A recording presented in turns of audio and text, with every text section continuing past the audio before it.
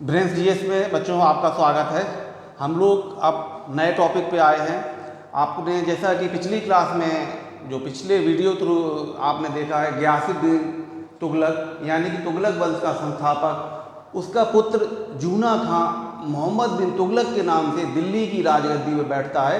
आज जो हमारा वीडियो है इसी पे है, ठीक है। अगर आपने मेरा चैनल सब्सक्राइब नहीं किया हुआ है तो ब्रेन्स जीएस का चैनल आप सब्सक्राइब करें और IAS, PCS, lower, RO, SI या जीएस से रिलेटेड जो भी एग्ज़ाम दे रहे हैं जिसमें जीएस का अहम रोल है, तो आप मेरे चैनल के साथ जुड़ें और अपनी तैयारी जो है जीएस जो है बहुत ही अच्छी करें, ठीक है। हम लोग चलते हैं इस टॉपिक पे।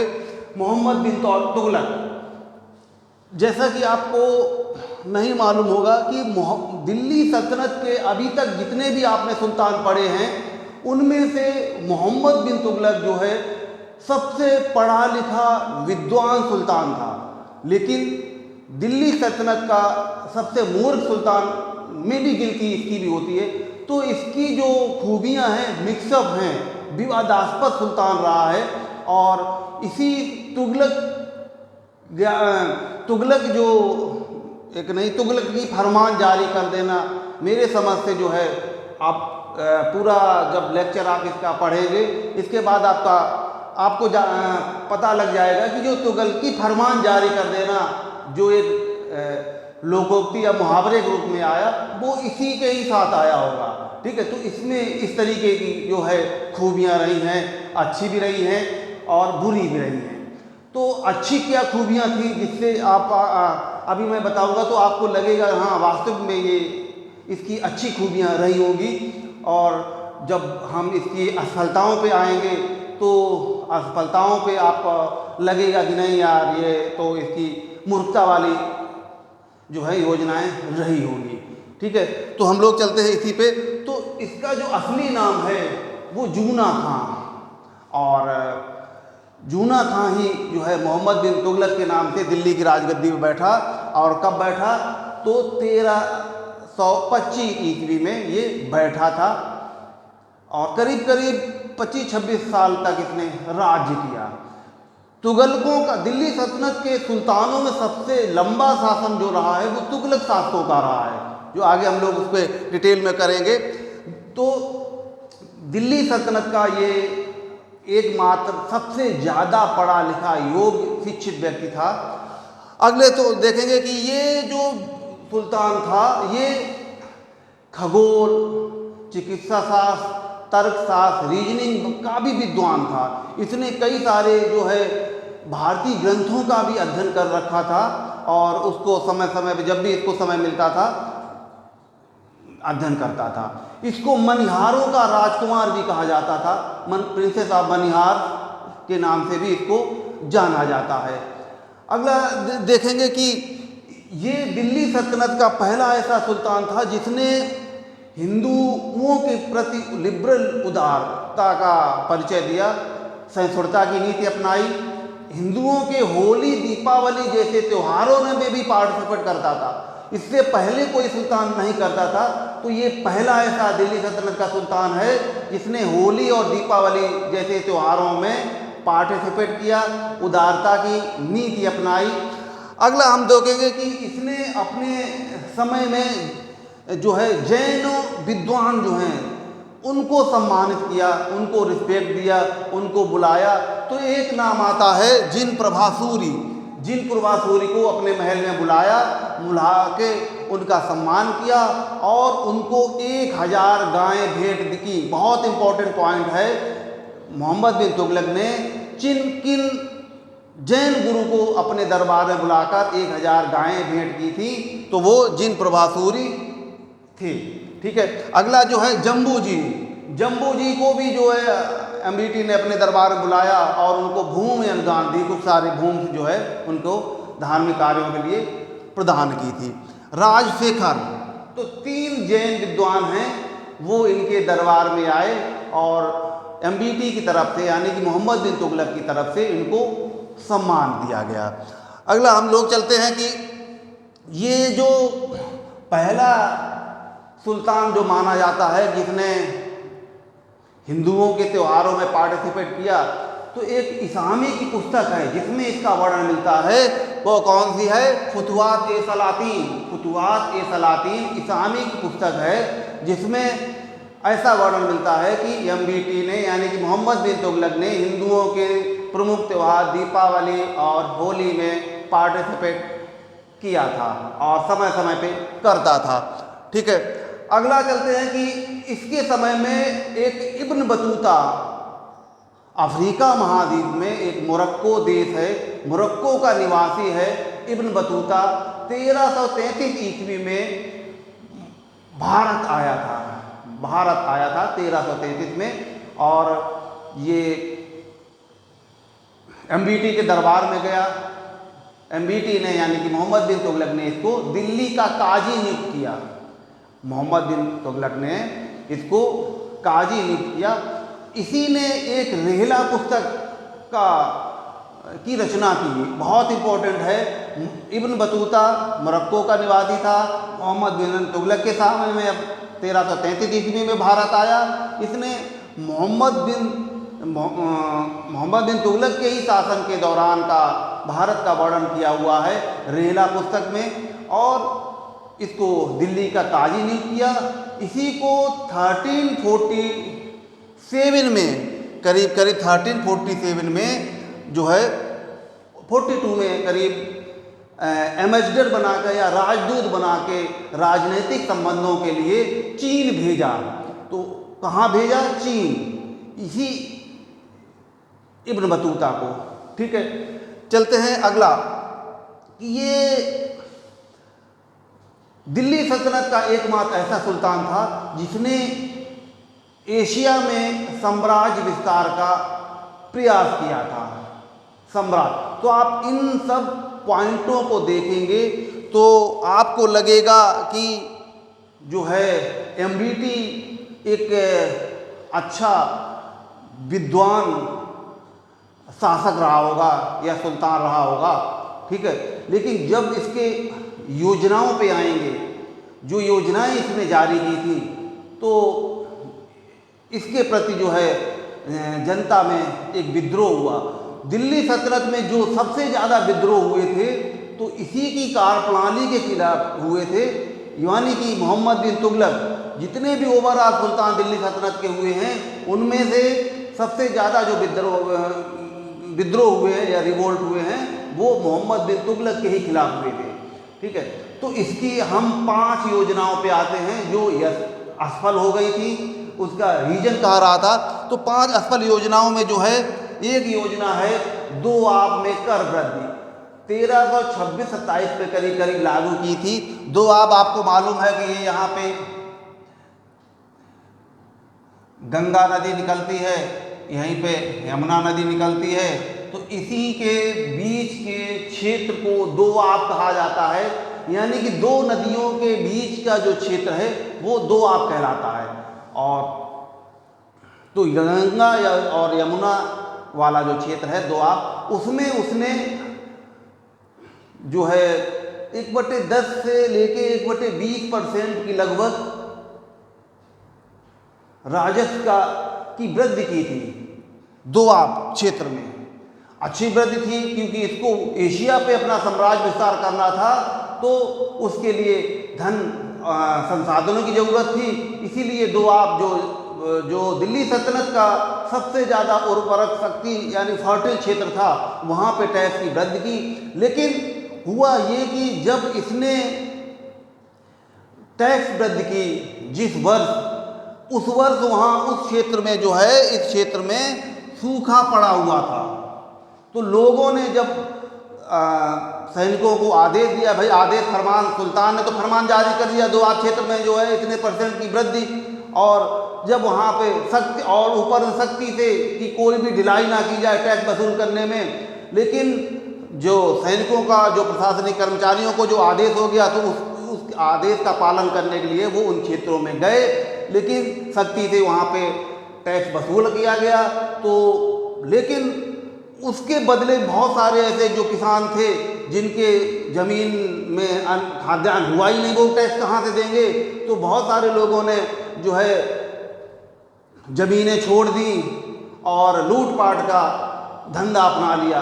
तो बाद में अधिकांश किसानों जो भी वहाँ पे संपन्न ने तो दिया, लेकिन वैसे लोगों ने जो है किसी तरीके से टैक्स पे नहीं किया और जो है उनसे कह दिया अपनी सुल्तान ज़मीनें ले ले, हम ज़मीन खेती नहीं करेंगे, टैक्स हम पे नहीं कर सकते हैं। तो इस तरीके से जो अब वहाँ से जो व्यापार करने व्यापारी भी जाते थे उनको भी लूटा गया। ऊपर से सुल्तान को वहाँ से टैक्स नहीं कराया, जो व्यापार से कमाई होती थी वो भी नहीं हुआ। तो राजस्व की एक बड़ी हानि हो गई। जब बाद में ये चीज़ें सुल्तान के पास पहुँची उस क्षेत्र से कि कितना टैक्स कितना कर वगैरह आया, तब इंक्वायरी हुई, जो जानकारी मिली कि उस क्षेत्र से तो कर ही नहीं आया, टैक्स नहीं आया, ये आया भी है बहुत कम आया है। तो इसका कारण जानना चाहा तो जानकारी लगी कि हाँ तो अरे सूखा पड़ा हुआ था। और तो इस तरीके से जो है सुल्तान की ये योजना असफल हो गई। फिर वहाँ पे एक देखेंगे कि क्या नाम एक योजना चलाई गई थी यानी कि दीवाने कोही, जो एक डिपार्टमेंट कृषि विभाग खोला गया था। कहाँ पे? दोआब क्षेत्र में, यानी कि जो भी उसका था कृषि विभाग, जिसका नाम है दीवाने कोही।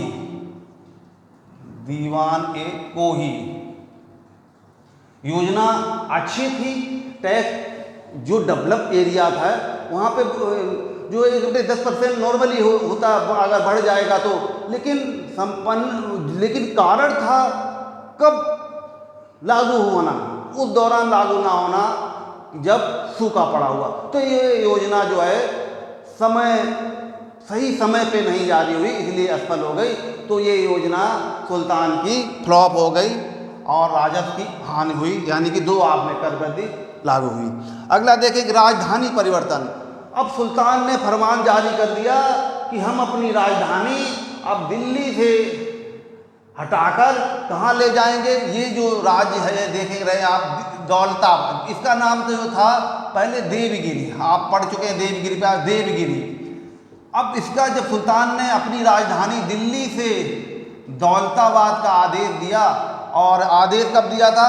1327 में 28 में इधर शिफ्ट हुई, और देवगिरी का ही नाम जो है कर दिया गया था दौलताबाद। देखें एमईटी ने देवगिरी का नाम दौलता किया। यानी कि बहुत बार एग्जामों में आता है कि कौन सा सुल्तान है जिसने राजधानी दिल्ली से दौलताबाद बनाई, तो यही मोहम्मद बिन तुगलक, ये 1327 में राजधानी दिल्ली से दौलताबाद ले गया। अब राजधानी यहाँ पे ले गया, अलग अलग इतिहासकार इसके अलग अलग वक्तव्य देते हैं। कोई ये कहता है कि नहीं, दक्षिण भारत में सुरक्षित थी और एक ऐसी जगह थी जो तीनों दक्षिण को राज्यों को भी कंट्रोल किया जा सकता था, उत्तर भारत के भी किया जा सकते थे, इस क्षेत्र को भी किया जा सकते, बराबर में मध्य में थी, तो राजधानी इसलिए उसने की। कुछ इतिहासकार ये कहते हैं कि मंगोलों के बहुत आक्रमण हो रहे थे, तो इस वजह से उत्तर भारत जो था यहाँ पे राजधानी असुरक्षित थी, तो इस वजह से यहाँ पे राजधानी वो चाहता था। कुछ इतिहासकार ये कहते हैं कि नहीं, मोहम्मद बिन तुगलक की दिल्ली के लोगों से नहीं बनती थी, कि दिल्ली के लोग जो हैं वो उसके खिलाफ गालियाँ वगैरह या कुछ गलत मैसेज जो हैं पोस्टर लगा के दीवारों में चिपका देते थे। तो ये सब खबर सुल्तान को मिली, तो सुल्तान ने दिल्ली के लोगों को सबक सिखाने के लिए जो है राजधानी दिल्ली से दौलताबाद ले गया, और सभी के लिए कंपलसरी था वहाँ पे जाना। तो ये अलग अलग इतिहासकार ऐसा वक्तव्य देते हैं। बहरहाल वहाँ पे राजधानी गई। जाने का मतलब है कि वहाँ सभी लोगों को ले जाना, और मई जून की भीषण गर्मी में राजधानी जो है चेंज करना, और वहाँ पे लोग 1-2 साल ही रह पाए, और उसके बाद सुल्तान ने फिर आदेश दिया कि नहीं यहाँ पे मौसम सूट नहीं होता रहा है, अब राजधानी अपनी वहीं दिल्ली ही बनाएंगे, और फिर अपना मुख्यालय यहाँ पे ले जाता। तो ये इसकी एक सनद भरी योजना थी, राजधानी दिल्ली से दौलताबाद ले जाना, दौलताबाद से फिर दिल्ली ले आना। तो अब अलग अलग इतिहासकार ये भी कहते भाई चलो ठीक है, दक्षिण भारत से पूरा भारत कंट्रोल हो रहा था, राजधानी ठीक थी, लेकिन लोगों को ले जाने की क्या जरूरत थी? अपना प्रशासनिक कार्यालय वगैरह आर्मी कहीं पे भी अपना किले बना के रहे, लेकिन दिल्ली के लोगों क्यों ले गया? तो ये एक मैसेज ऐसा बनता है कि शायद हो सकता है कि दिल्ली के लोगों को सबक सिखाने के लिए ऐसा किया हो।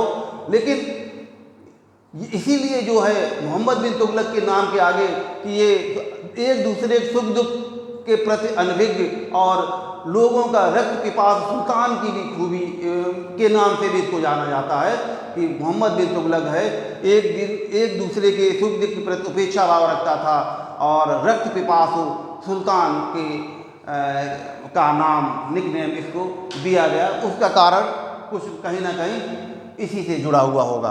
अगला देखते हैं सांकेतिक मुद्रा का चलन। 1329-30 में देखेंगे कि जो है इसने टोकन करेंसी यानी कि सांकेतिक मुद्रा का चलन किया। राज्य में जो है भीषण चांदी की कमी हो गई, तो इसने क्या किया, टंका जीतल जो सिक्के थे कांसे के और पीतल के, उनकी वैल्यू और जो है चांदी के सिक्कों की वैल्यू सेम कर दी। क्योंकि ऐसा एक्सपेरिमेंट जो है खुरासान वाला जो क्षेत्र चाइना वाला है उसमें भी हो चुका था, और इराक वाला एक क्षेत्र था उसमें भी जो बखूबी वहाँ के सुल्तान ने ऐसा किए, सक्सेसफुल रहे। तो यहाँ के सुल्तान ने भी यही सोचा कि जो है आदेश दे दिया कि इनकी सेम वैल्यू कर दी जाए, तो किसी तरीके की शॉर्टेज नहीं होगा। लेकिन हुआ ये कि जब सांकेतिक मुद्रा का जो चलन किया गया तो वो मुद्रा ऐसी थी कि जिसमें कोई शाही पहचान ठप्पा ऐसा नहीं था। तो धीरे धीरे जो भी जो सुनार थे या हिंदू थे जिनके पास तांबे के पीतल के बर्तन थे, उन्होंने काट डिजाइन करके वो सिक्के मार्केट में डुप्ली चलन में कर दिए। और धीरे धीरे देखेंगे कि मार्केट जो चांदी थी वो गायब हो गई, क्योंकि जो लोगों को देना होता था तो वही पीतल के कांसे के सिक्के देते थे, लेना होता था तो मांगते थे मुझे चांदी का चाहिए, तो और जिसके पास चांदी पहुंच जाती वो फिर चलन में नहीं लाता। तो कुल मिला के जो मार्केट में जो चीज़ें थी तो सारी गायब हो गई चांदी, और इस तरीके से जो मार्केट में डुप्ली सिक्कों की भरमार हो गई। बाद में इसको सांकेतिक मुद्रा यानी टोकन करेंसी को वापस लिया गया। अर्थात तब तक सुल्तान को बहुत बड़ी राजस्व की हानि हो चुकी थी। इस तरीके से ये योजना भी मोहम्मद बिन तुगलक की असफल हो गई। अगला चलते हैं कि खुरासान अभियान। 1337 ईस्वी में खुरासान यानी कि इराक वाला जो क्षेत्र है, इधर ऊपर की तरफ देखेंगे जो अरब कंट्रीज हैं उनमें एक इराक है, वही सद्दाम हुसैन वाला। तो वहाँ के जो है राजनीतिक संबंध बहुत ज़्यादा बिगड़े हुए थे। तो सुल्तान ने जो है एक साल अग्रिम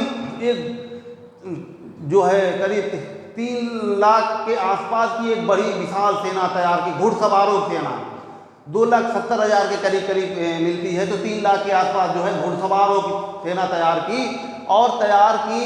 और सेना को जो खुद हट्टा कट्टा अपने आप को जो है और स्ट्रॉन्ग बनाने के लिए अग्रिम 1 साल का अग्रिम वेतन दे दिया। और 1 साल बाद जब आया तो वहाँ के जो राजनीतिक संबंध थे वो बिगड़े हुए थे, अब अच्छे हो गए और वहाँ पे कोई आक्रमण नहीं हुआ। कोई जो है अब सेना का गठन किया जा चुका था। अब सेना को भाई अब ऐसे कैसे विड्रॉ कर दिया जाए, और अग्रिम वेतन भी दे दिया गया, सारी चीज़ें। तो ये एक मोहम्मद बिन तुगलक की बिना सोचे समझे की एक प्लानिंग थी, रणनीति थी कि राजस्व की हानि हुई। अब सेना को ऐसे समाप्त नहीं किया जा सकता था। अगर सैनिकों को ऐसे समाप्त कर दिया जाए तो विद्रोह हो जाएगा, रिवोल्ट हो जाएगा।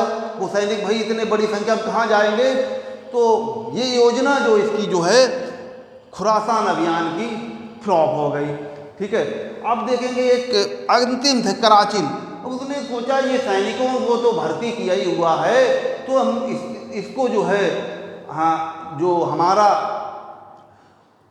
पश्चिम क्षेत्र दक्षिण क्षेत्र स्ट्रॉन्ग हो गया, अब हम इसको उत्तर क्षेत्र को स्ट्रॉन्ग करें, क्योंकि उसको मालूम था मंगोलों ने जो है आक्रमण किए थे वो इसी रास्ते से किए थे।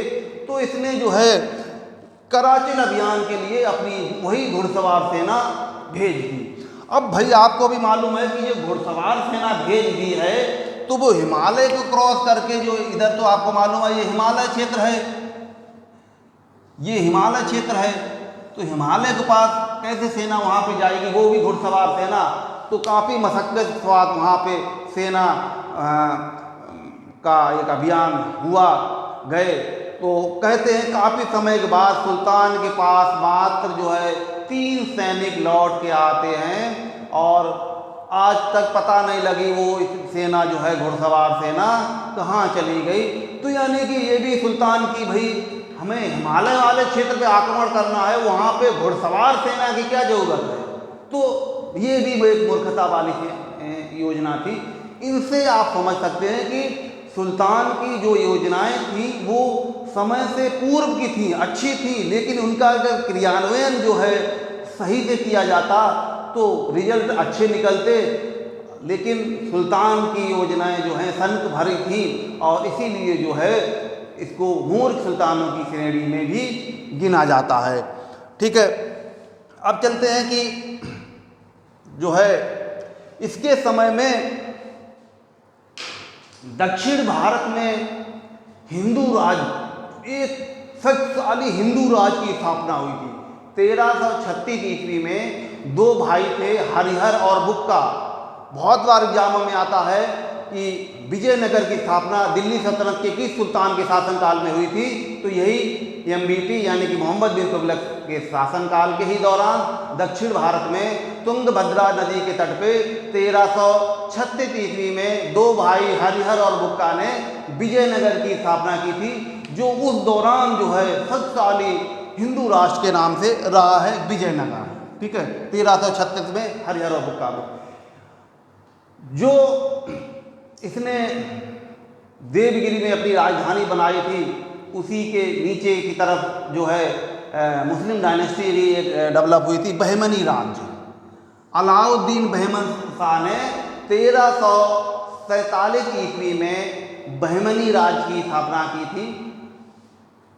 ठीक है, ये जो है विजयनगर के उत्तर में पड़ता था। तो ये 2 राज्य जो है डेवलप हुए थे इसी मोहम्मद बिन तुगलक के ही शासनकाल में। ठीक है, इसके गुरु जो हैं देखेंगे कि शेख अलाउद्दीन सूफी संत थे, जिसको बहुत सम्मान वगैरह करता था, और 2 बार जो है इसने यात्रा की थी, धार्मिक यात्रा की थी। एक तो अजमेर में गया था शेख मोइनुद्दीन चिश्ती की दरगाह। दिल्ली सल्तनत का एकमात्र सुल्तान था जो अजमेर अपनी धार्मिक यात्रा पर गया था, जो वहाँ पे आपको मालूम है मोइनुद्दीन चिश्ती की दरगाह है, वहाँ की यात्रा की थी। एक उत्तर प्रदेश में एक जगह है बहराइच, वहाँ की उसने यात्रा की थी। बहराइच में सैयद सलार महमूद गाजी की दरगाह है, वहाँ की यात्रा की थी। तो इसलिए जो है दोनों जगह एग्जामों की दृष्टि से बहुत इम्पोर्टेंट है, MBT ने किन जगह पे अपनी धार्मिक यात्रा की थी, तो एक अजमेर है और एक बहराइच है, वहाँ की यात्रा की थी। अब चलते हैं हम लोग, इसी ने इसके समय में जो है इसने 2-3 मकबरे बनवाए थे। एक जो है आपको निजामुद्दीन औलिया, सूफी संत निजामुद्दीन औलिया का जो देहांत हो गया था, गियासुद्दीन तुगलक के ही से कंट्रोवर्सी काफ़ी आपने पिछली वीडियो में पढ़ी है।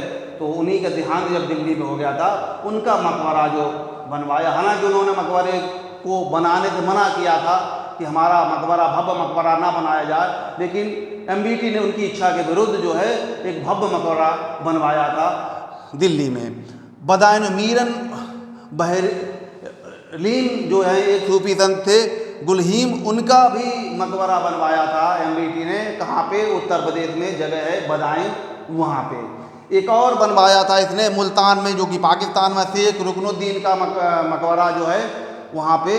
तो मकबरा इन सूफी संत जो इनको अपना अनुयायी मानता था, इसलिए सम्मान देते हुए उनके मकबरों का निर्माण करवाया था। ठीक है, तो इस तरीके से हम लोग देते हैं हाँ, एक अंतिम पॉइंट जो है बहुत ही इम्पोर्टेंट है।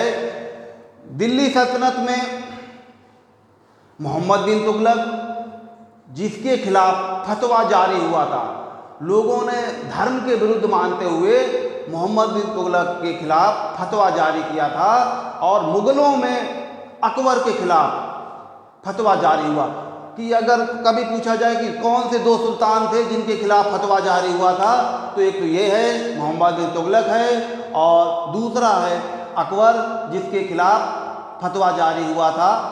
ठीक है, मुल्ला याजदी ने अकबर के खिलाफ किया था, इसके खिलाफ भी कुछ ऐसा एविडेंस नहीं मिलता है कि किसने जारी किया था। तो ठीक है, तो दो सुल्तान आप ध्यान रखें। ठीक है, बाकी हम लोग अगला जो सुल्तान बनेगा फिरोज शाह तुगलक, हम लोग नेक्स्ट वीडियो में कल देखेंगे। और अगर आपने चैनल हमारा सब्सक्राइब नहीं किया हुआ है ब्रेंस जीएस, आप करें और अपनी जीएस को बेहतरीन करें। ठीक है, मिलते हैं नेक्स्ट वीडियो में। ओके।